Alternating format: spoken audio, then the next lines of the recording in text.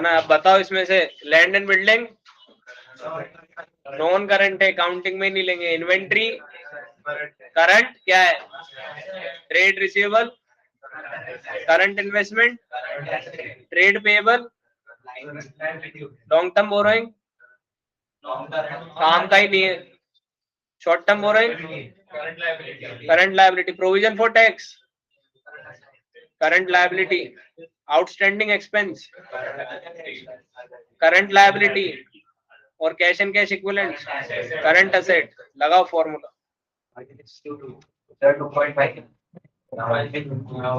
1 पे लाना है रेशियो को, नीचे का जो डिनोमिनेटर है वो 1 पे पहुंचना चाहिए। मतलब टोटल कितना आया 5/2, तो आप ये बोलेंगे 2.5:1।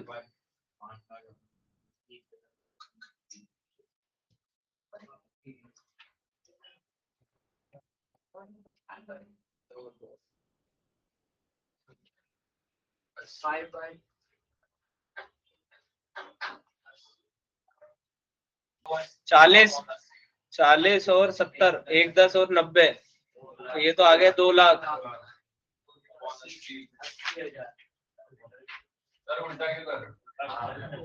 और ये है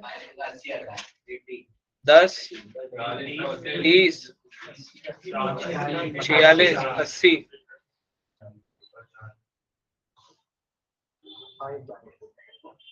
तो 4 5 20 और 4 2 तो ये बन गया 2.5:1। अब इसको पूरा सही से लिखो। अरे बेटा इसको डिवाइड किया तो ये डिनोमिनेटर बन गया 1 और ये बन गया 2. अभी 2.5 कैसे आया, ये आया ऐसे। अब पूरा लिखो, current ratio equals to CA plus divided by CL। अब यहाँ CA की कैलकुलेशन दिखाओ पूरी। CA इक्वल्स टू 2 लाख, जो भी आपके अमाउंट्स थे उनको ऐड करके, और CL इक्वल्स टू 80,000। फिर हमने यह फॉर्मूला लिखा CR इक्वल्स टू, और इस तरीके से ये हमारा सॉल्यूशन तैयार होगा। पढ़ो क्वेश्चन क्या कह रहा है। क्वेश्चन कह रहा है कि करंट रेशियो है 2.5:1, तो हम इसको मान लेते हैं कि ये 2.5 लाख है और ये 1 लाख, ठीक है। तो ये 2.5 लाख तो बन गया करंट असेट और ये 1 लाख बन गई हमारी करंट लायबिलिटी। बैठ गया दिमाग में। अब क्वेश्चन कह रहा है कि आप आपका सजेशन बताओ कि ये इंप्रूव होगा, रिड्यूस होगा कि चेंज ही नहीं होगा। अब आपने ट्रेड पेबल्स को पेमेंट किया, पहला स्टेप क्या कह रहा है आपको कि आपने ट्रेड पेबल्स को पेमेंट किया, तो ट्रेड पेबल्स डिक्रीज होंगे और पेमेंट करने पर कैश भी क्या होगा। फॉर एग्जाम्पल ये मान लेते हैं 50,000 का डिक्रीज हो रहा है, 50,000 का पेमेंट कर रहे हैं, एग्जाम्पल मान रहे हैं, यानी कि आपके करंट एसेट की वैल्यू 2.5 लाख है, कैश करंट एसेट होती है, तो ये तो रह गया 2 लाख, और ट्रेड 1 लाख थे, एक में से 50 गए तो बच गए 50। अब अप्लाई करते हैं तो 3 जीरो से 3 जीरो और 0 से 0, यानी 4:1, और पहले रेशियो कितना था 2.5:1, तो अब ये क्या हो रहा है, बढ़ गया। बढ़ने का मतलब है इम्प्रूव, इस वजह से फर्स्ट का आंसर क्या हो रहा है, इम्प्रूव। अब दूसरा आप करके बताओ। आपने मशीनरी बेची, तो मशीन आपकी होती है नॉन करंट असेट, तो मशीन बेची तो मशीन रिड्यूस हुई, लेकिन मशीन बेची किसके बदले में, चेक के बदले में, और चेक क्या होता है अपना, चेक। तो चेक इंक्रीज होगा कि नहीं होगा, यानी कि चेक यानी कि करंट असेट इंक्रीज होगी। एग्जाम्पल ले लो 50,000 वही वापस 50,000 की मशीन बेच दी तो चेक कितने का आया? तो करंट लायबिलिटी तो 1 लाख, उस पर तो कोई चेंज ही नहीं है। लेकिन 2.5 लाख में 50,000 जुड़ गए तो ये कितने की हो गए? अब यानी कि रेशियो कितना हो गया? और पहले से रेशियो कितना था? 2.5:2। तो क्या हो गया? बात समझ में आई? अगला बताओ। चलो ये मान लेते हैं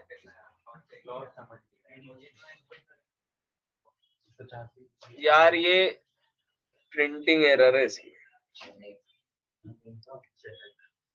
ये क्रेडिट लिखो,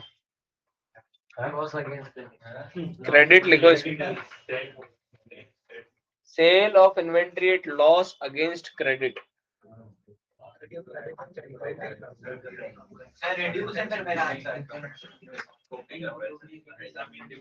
ये क्रेडिट है एक्चुअली। अब आप ये मान लो, अब आप ये मान लो आपने 50,000 का माल 40,000 में बेच दिया, मान ले, मान रहे वही गणित जो अपने कभी समझ में नहीं आई। हाँ, मम्मी पापा की नहीं मान रहे और अपन मान रहे, मतलब बताओ। मैथ में ये होता था ना, एक्स बराबर मान लो, मम्मी पापा की तो मान नहीं रहे, तुम्हारी मान लो, तो बस वही मान लो, है ना। 50 ही क्यों मान रहा हूं मैं बार बार? अच्छा ये क्या बच्चे के मन का सवाल है, देखो उसके बुखार चढ़ा हुआ है सर, इसको समझाना चाहिए। यहाँ पे बेटा कितना है? 2.5 लाख। तो 50,000 एक ऐसा अमाउंट है ना जो इसको क्या कर रहा है, अबे डिवाइड नहीं, राउंड ऑफ कर रहा है, या तो 3 लाख कर देगा या 2 लाख कर देगा। अब मैं ले लूं 12,000, तू करेगा डिवाइड? नहीं, सही की बात नहीं है। 50,000 का आपने इन्वेंट्री बेची, इन्वेंट्री क्या था, मैं क्वेश्चन भूल रहा। हाँ, इन्वेंट्री लॉस पे बेची, तो ये 40 पे बेची तो ये 10,000 का लॉस हो गया। और क्रेडिट बेची तो यानी कि ये इन्वेंट्री तो हो रही है रिड्यूस, है जी। और ये आपने क्रेडिट पे बेचा, इन्वेंट्री गुड्स ही है, गुड्स जिसको उधार में बेचते हैं उसको बुलाते हैं डेटर, और डेटर भी करंट असेट होता है, तो डेटर इंक्रीज हो गया, हो गया, ठीक है। 2.5 लाख प्लस 50,000 है माइनस 50। वैभव जी भी कभी कभी बात सही कह जाते हैं, माइनस क्यों करा तू? अरे यार तू इन्वेंट्री बेची ना, तो गई की आई, तो गई तो माइनस ना, आएगी तो प्लस कर लेंगे जिंदगी में। अब ऐड क्या करा, डेटर बढ़ गया ना 40 और डिवाइडेड बाय लायबिलिटी पे तो कोई इम्पैक्ट नहीं था। अब 2.5 में से 50 गए तो कितने बचे? 2, और 2 में 40 जुड़ गए तो 240, यानी कि 240 डिवाइडेड बाय 2.4:, ये तो वापिस वही आ जाएगा। तो रेशियो कितना था? 2.5:1, और ये कितना बन गया? 2.4:1। तो 2.5 बड़ा होता है कि 2.4? तो ये हो गया रिड्यूस है।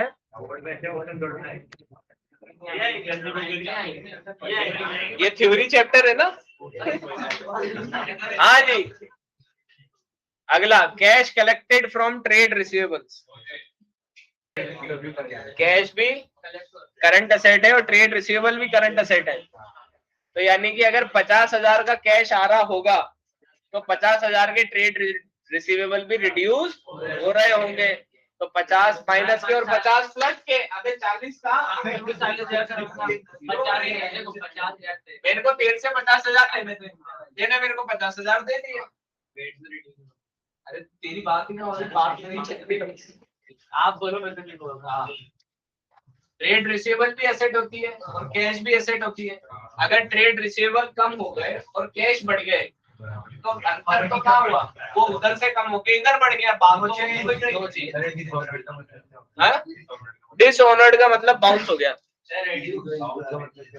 अरे यार तेने मेरे को चेक दिया था फीस भराने के लिए, मैंने जब लगाया तो तेरे पैसे ही नहीं कटे, चेक का कैश ही नहीं आया मेरे पास।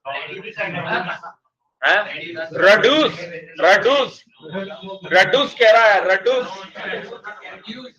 Reduce reduce reduce. पे आर डिसऑनर्ड, 50,000 का बिल्स रिसीवेबल था, रिड्यूस। हाँ बेटा रिड्यूस। मैं तो बस यूं आया हूँ यूं करके बेचने के, मेरे से मत पूछो तुम। हाँ रिड्यूस रिड्यूस, ये सब चंदे में आया। नो चेंज एक आया ज्ञानी बीच में। हाँ और नो चेंज, नो चेंज। यार ये हवा कैसे पलटने लग गई। हाँ रिड्यूस, तुम भी अबे बोर्ड बुद्धि हो। बी आर डिसऑनर हो गया ना, आया ना गया, यानी कि कैश आना था नहीं आया, वापिस बी आर बन गया नया। हाँ बी आर डिसऑनर्ड हो गया तो ट्रेड बी आर, हाँ बी आर डिसऑनर हो गया तो, अरे सुन लो, बी आर डिसऑनर हो गया तो ट्रेड रिसीवेबल वापस क्रिएट हो गए ना आपके। जो 50,000 जो आपको मिलने थे वो 50,000 नहीं मिले, तो no change. Issue of share, अगला बताओ। अब आप मेरे को ये बताओ, आप मेरे को ये बताओ कि आपने 1 लाख के शेयर इशू करे, 1 लाख रुपए के आपने क्या इशू करे शेयर, तो कैश कितना आया? 1 लाख तो गया है ना जो। अपन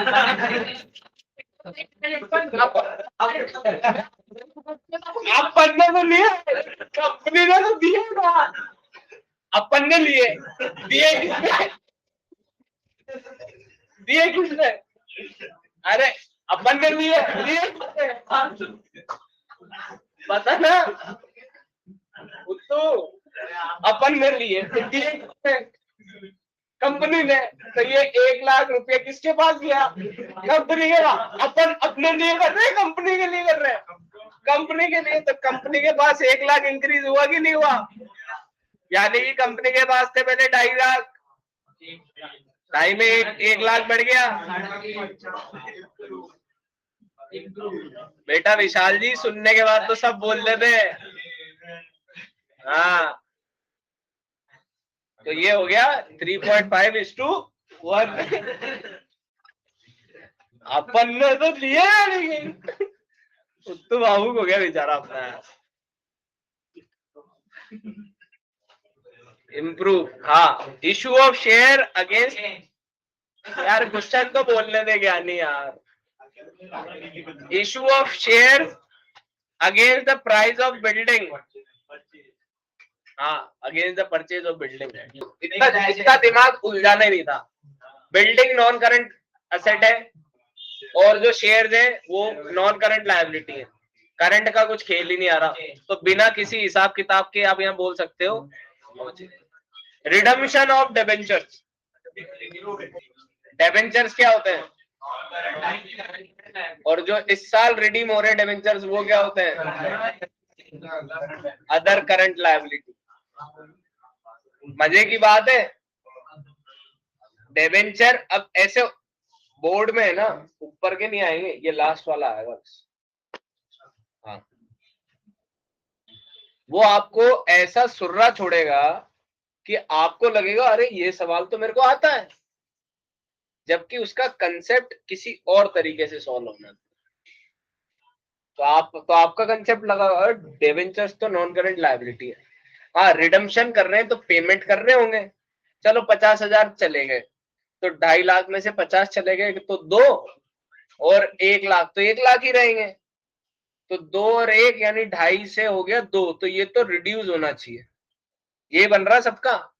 लेकिन मजे की बात क्या है कि इस साल जो डिबेंचर्स हम पे कर रहे हैं वो डिबेंचर्स हमारी करंट लायबिलिटी में आता है, अदर करंट लायबिलिटी में। मैंने आपको वर्ड लिखाया इसके लिए, मैच्योर डिबेंचर्स, जो आपको इस साल पे करने हैं। तो अगर आपने पे करे तो 2.5 लाख में से 50,000 का तो आपका पेमेंट हो गया, लेकिन आपकी करंट लायबिलिटी भी 50,000 से क्या हो गई, कम हो गई। तो यहां तो रह गए 2 और यहां रह गया 50 और ये रेशियो हो गया 4:1 और हो गया ये इम्प्रूव। इस तरीके से लगेगा वहां झटका, ठीक है।